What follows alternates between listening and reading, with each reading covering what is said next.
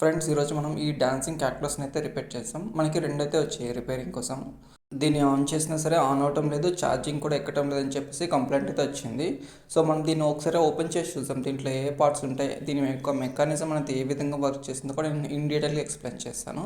ఇక్కడ మనకి 2 బటన్స్ ఉంటాయి. ఒక సైడ్ బటన్ ప్రెస్ చేసినప్పుడు మనకి మ్యూజిక్ అనేది వస్తుంది, ఇంకో సైడ్ ప్రెస్ చేసేటప్పుడు మనం ఏది మాట్లాడితే అది రిపీట్ చేస్తుంది అనమాట. ఈ వీడియోలో అన్ని ప్రాబ్లమ్స్ యొక్క సొల్యూషన్ అయితే ఎక్స్ప్లెయిన్ చేయడం అయితే జరుగుతుంది. మీకోసం అయితే ముందుగా ఓపెన్ చేశాను. సర్క్యూట్ బోర్డ్ చూడొచ్చు, ఈ విధంగా ఉంటుంది. ఇది లిథియం పాలిమర్ బ్యాటరీ. ఇక్కడ చిన్న మైక్ కనిపిస్తుంది కదా, ఇది మనం ఏదైతే మాట్లాడుతున్నామో అది రిపీట్ చేయడానికి కోసం అనమాట. సో దాని ద్వారా వింటుంది. నేను ఇక్కడ బ్యాక్ సైడ్ కనిపిస్తుంది, ఇది స్పీకర్ అనమాట. ఏదైతే మనం మాట్లాడింది అండ్ అదేవిధంగా మ్యూజిక్ ఏదైతే వస్తుంది కదా, ఈ యొక్క స్పీకర్ నుంచి అయితే మనకైతే అవుట్పుట్ వస్తుంది అనమాట. ఇక్కడ మనకి చిన్న మోటార్ అయితే ఇచ్చాడనమాట, గేర్ మోటార్. సో మనకి ఇది రొటేట్ అవుతుంది అనమాట. మనం ఏదైతే మాట్లాడినా సరే, మ్యూజిక్ వచ్చినా సరే, ఈ యొక్క మోటార్ అనేది రొటేట్ అవుతుంది అనమాట. అండ్ అదేవిధంగా ఈ యొక్క స్ట్రింగ్ లైట్స్ ఫ్రెండ్స్, ఇవి చిన్న చిన్న ఎల్ఈడీస్ అనమాట, స్ట్రింగ్ లైట్స్ అంటారు. మనం మాట్లాడినప్పుడు మ్యూజిక్ వచ్చినప్పుడు ఈ యొక్క లైట్స్ నుండి వెళ్ళడం జరుగుతుంది. సో ఫస్ట్ అయితే నేను ఈ యొక్క బ్యాటరీని అయితే రీప్లేస్ చేయడం అయితే జరిగింది ఫ్రెండ్స్. ఎందుకనంటే ఈ యొక్క బ్యాటరీ అనేది కంప్లీట్గా ఉబ్బిపోయింది, ఛార్జింగ్ కూడా తీసుకోవట్లేదు అనమాట.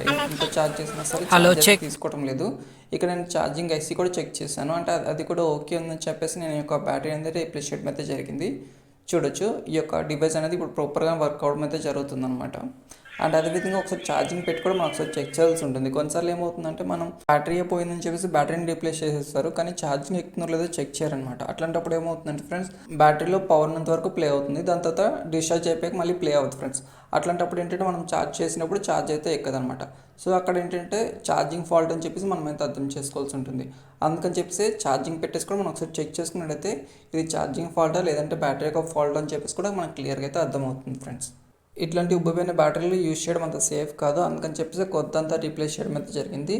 కొన్నిసార్లు ఇందులో ఉండే కేబుల్స్ అనేవి కట్ అయిపోతాయి కింద పడిపోవడం వల్ల గట.